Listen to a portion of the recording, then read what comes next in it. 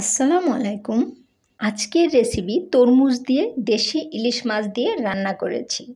উপরের লাল অংশটা আমরা খাইছি আর সাদা অংশটা রেখে দিয়েছি। এইটা ছোট ছোট করে কেটে আমরা ইলিশ মাছ দিয়ে রান্না করব। তো এখানে সব রকমের মশলা নিয়ে নিয়েছি। একটা ছোট বাটিতে একবারে গোলায় নিয়েছি মশলাটা। পেঁয়াজ নিয়েছি 1 কাপ, হাফ কাপ তেল দিয়েছি, দিয়ে মশলাটা কষায় নিচ্ছি।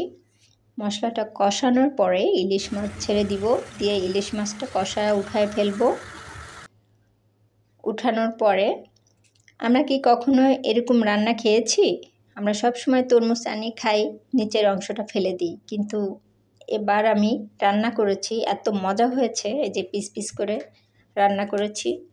তো এখন আমি মশলাতে এটা ছেড়ে দিলাম, ভালো করে এটা কষায় নিতে হবে। খুবই মজা, এটা আসলেও মজা। তো মনে হয়েছে সবার সাথে শেয়ার করি। আমি খুব সুন্দর করে কষায় নিলাম।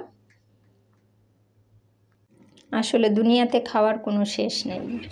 আপনি যেটাতে পারেন, যেভাবে পারেন, সব কিছুই এখন খাওয়া যায়, খাওয়া সম্ভব। আমার কষানো প্রায় শেষ। আমি একটু ঝোল ঝোল করে রান্না করেছি, কারণ যেহেতু ইলিশ মাছ দিয়ে রান্না করেছি। অনেক মজা হয়েছে, একদম খেয়ে আমার মনে হয়েছে এটা যে পেঁপে যে রান্না করি আমরা, সেম পেঁপের সবজিটাই আমরা রান্না করেছি। খুবই মজাদার আসলেই। তো আমার রান্না শেষ, একটু ঝোল থাকবে, আমি উপর দিয়ে একটু ধনিয়া পাতা ছিটিয়ে দিব। কেমন হয়েছে আপনারাই বলবেন। সবাই ভালো থাকবেন। আল্লাহ হাফেজ।